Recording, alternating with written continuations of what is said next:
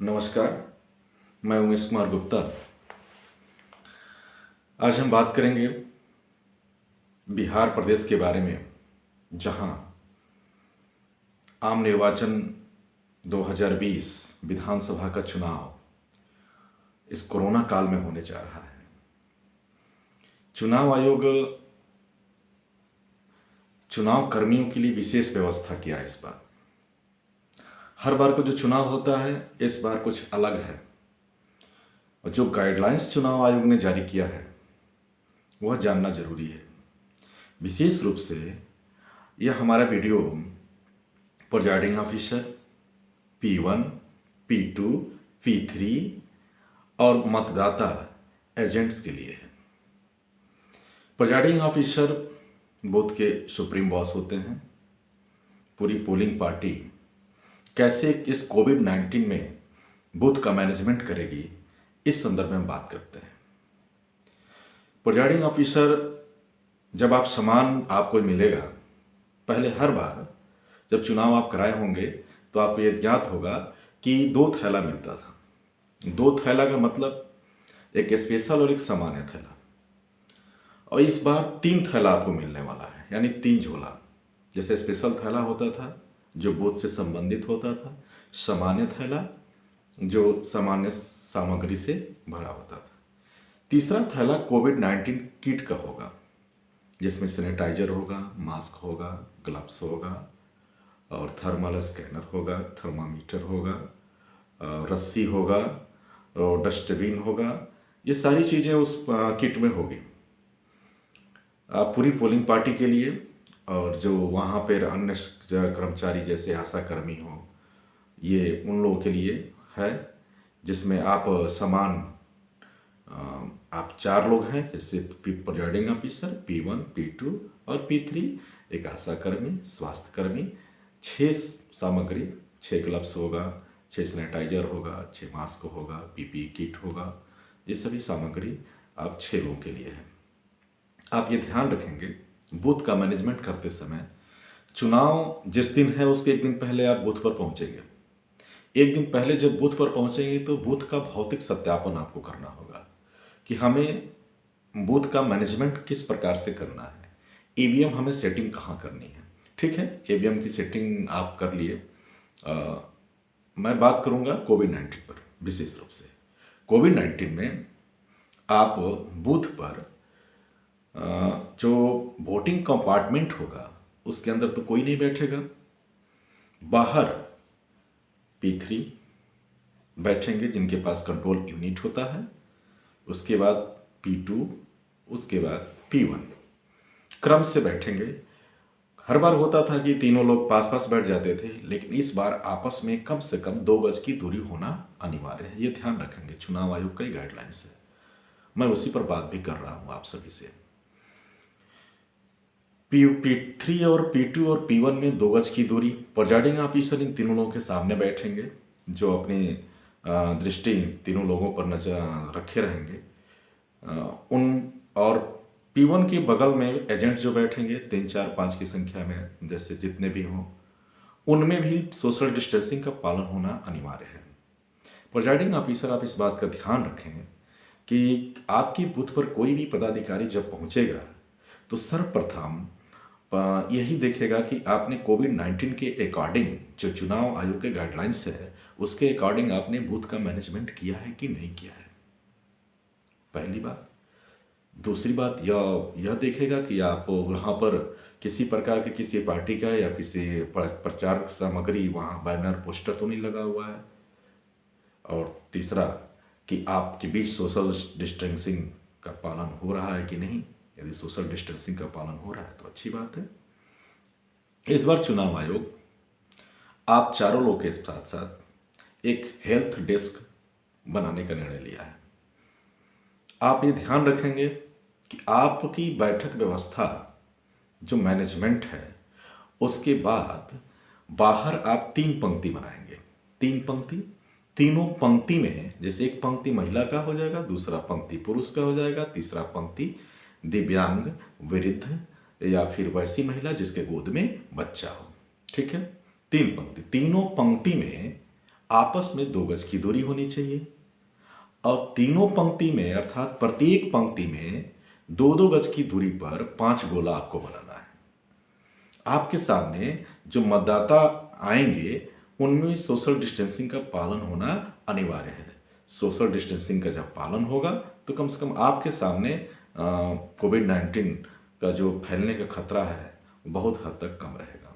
चुनाव आयोग का निर्देश है कि आप सभी भी मास्क पहनेंगे, ग्लव्स लगाएंगे, मतदाता भी मास्क पहनेगा, ग्लव्स लगाएगा। जो हेल्थ डेस्क बनेगा, हेल्थ डेस्क का अभिप्राय इस बार यह है कि कोई भी मतदाता आएगा तो P1 के पास पहुंचने से पहले हेल्थ डेस्क से गुजरेगा। वहाँ स्वास्थ्य कर्मी का कोई व्यक्ति या महिला जो भी है वो बैठे रहेंगे। वो सबसे पहले मतदाता का थर्मल स्कैनिंग करेंगे। टेम्परेचर यदि 100 डिग्री तक है या 100 से कम है तो वह लाइन में पंक्ति में खड़े होकर के मतदान कर सकेंगे। तो उनके लिए जो लाइन में लगे हैं 100 डिग्री से टेम्परेचर जिनका कम है, स्वास्थ्यकर्मी उनका हाथ सैनिटाइज करेगा और थर्मल स्कैनिंग करेगा। टेम्परेचर तो उसका स्कैन करेगा ही। और P1 जो है इस बार उनके पास ग्लव्स रहेगा। वो मतदाता जैसे ही आएगा उसको सबसे पहले एक हाथ में ग्लव्स पहनाएंगे। चुनाव आयोग कहता है कि यदि कोई व्यक्ति 100 उसका टेम्परेचर 100 डिग्री से अधिक है तो उसे कुछ देर 15 मिनट 20 मिनट विश्राम करने को कहा जाएगा। यदि 15-20 मिनट के बाद या आधे घंटे के बाद जब वह मतदाता को पुनः स्कैन किया जाएगा टेम्परेचर उसका, यदि फिर भी 100 डिग्री से कम नहीं अधिक ही है तो उसे मतदान नहीं कराया जाएगा। चुनाव आयोग कहता है, उसके गाइडलाइंस है कि ऐसे व्यक्ति को कोविड-19 पॉजिटिव मानते हुए बूथ पर लगे हुए एम्बुलेंस पर बैठा करके अस्पताल भेज दिया जाएगा। दूसरी बात कि जो व्यक्ति जिनको सर्दी जुकाम खांसी है या बुखार है वो व्यक्ति पंक्ति में खड़ा होकर के वोट नहीं देंगे।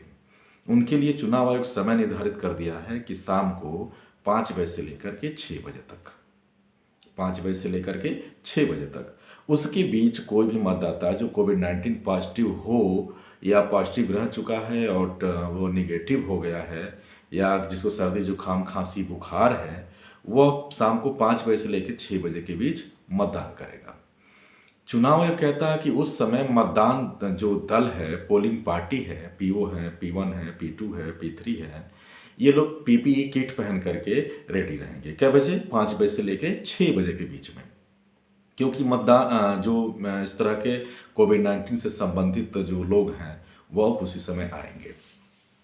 एक चीज़ और ये ध्यान रखने वाली बात है, चुनाव आयोग तो ऐसा कहता है कि अब 5 बजे से लेकर के 6 बजे तक आप 1 घंटा PPE किट पहनेंगे, लेकिन ध्यान या प्रिजाइडिंग ऑफिसर और पूरी पोलिंग पार्टी यह रखे कि आपको दिन भर कोविड-19 से बचना है तो आप अपना हाथ में ग्लव्स पहने रखेंगे, मास्क का प्रयोग किए रहेंगे, हाथ सैनिटाइजर होता रहना चाहिए। कोई मतदाता आता है, जैसे P1 के पास आया, कोई मतदाता आया तो आप क्या करेंगे, अपने पास भी सैनिटाइजर आपके पास है, उससे भी उसका हाथ सैनिटाइज करेंगे और सैनिटाइज करने के बाद एक हाथ में ग्लव्स पहनाएंगे। फिर मतदाता P1 के पास से P2 के पास जाएगा। यहाँ ध्यान रखने वाली बात यह है कि P2 के पास 17 रजिस्टर होता है, रजिस्टर पर मतदाता सिग्नेचर करता है या अंगूठे का निशान देता है। तो आप ये ध्यान रखेंगे कि चुनाव आयोग इस बार ये कहता है कि आप इंक पैड से, एक ही इंक पैड से हर व्यक्ति को अंगूठे का निशान नहीं दिलवा सकते। आपके पास कॉटन रखा होगा, जो मेडिकल किट में होगा, कॉटन का कपड़ा हो या रुई हो, उससे आप क्या करेंगे, रुई में इंक लगा करके आप उसे दे देंगे और वो रख देंगे एक जगह और वो मतदाता अपने अंगूठे पे लगा करके और 17 रजिस्टर में जो जहाँ सिग्नेचर या अंगूठे का निशान का कॉलम है वहाँ देगा। उसके बाद से वह कॉटन या यूज किया हुआ कपड़ा डस्टबिन में बाहर रख देगा। आपके बीच ये ध्यान रखेंगे कि आपके बीच और मतदाता के बीच कम से कम 2 गज की दूरी हो। 2 गज की दूरी अगर कम से कम नहीं है तो 1 मीटर से कम की दूरी ना हो। इसके लिए आप चुनाव आयोग जो रस्सी आपको देगा, रस्सी बांध सकते हैं। एक बेंच लगाए हैं, एक बेंच और आगे लगा लीजिए जिससे आपके और उसके बीच की दूरी बनी रहे। रजिस्टर आपको घुमा के सीधा करके देना नहीं है, ऐसे बस पढ़ा दीजिए। एक हाथ में हाथ उसका सैनिटाइज ही हुआ है, मास्क पहना ही है और वो सिग्नेचर करेगा या अंगूठा लगाएगा। दूसरा ध्यान ये रखेंगे कि P2 के पास से P3 के पास जाएंगे। P3 बस कंट्रोल यूनिट लेकर के बैठे रहते हैं। कंट्रोल यूनिट लेके बैठना एक सबसे बड़ी जिम्मेदारी है।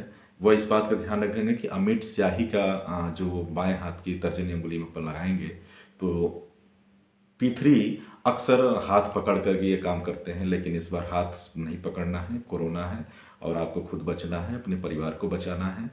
तो आप उसके लिए जो टूथपिक अर्थात जो स्टिक का प्रयोग करते हैं अमिट स्याही में लगा करके और हम तर्जनी नाखून के पास यहाँ लगाते हैं। तो पहले एक ही स्टिक से सबके हम स्याही लगाते थे। इस बार जो है आपको जितने मतदाता आएंगे सबके लिए अलग अलग आपको स्टिक का प्रयोग करना होगा। एक स्टिक का आपने प्रयोग किया, उसको डस्टबिन में आपको फेंक देना है, क्योंकि डस्टबिन भी आपको मेडिकल जो किट मिला रहेगा कोविड किट उसमें आपके पास रहेगा, उसमें आप रख देंगे। मतलब अलग अलग स्टिक का प्रयोग करना है, एक चीज़ ध्यान रखेंगे।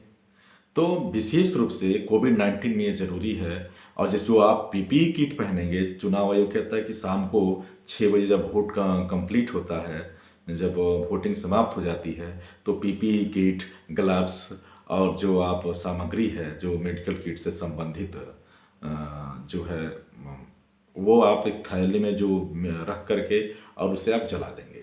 उसको लाने की ज़रूरत नहीं है, क्योंकि वो पूरी तरह से संक्रमित तो हो भी सकता है, नहीं भी हो सकता है। समस्या ये है कि हम किससे बचें, किससे न बचें।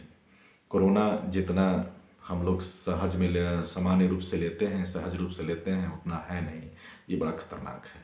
तो हम बचेंगे तो भी हमारा परिवार बचेगा, क्योंकि चुनाव आयोग आपकी सुरक्षा के लिए सारी व्यवस्था किया है। लेकिन हम लापरवाह बिल्कुल नहीं होंगे और इन सभी चीज़ों का ध्यान रखेंगे और चुनाव अपने ठीक ढंग से संपन्न हो, इसके लिए मेरी हार्दिक बधाई। और विशेष रूप से कोरोना में आपको बचना हो।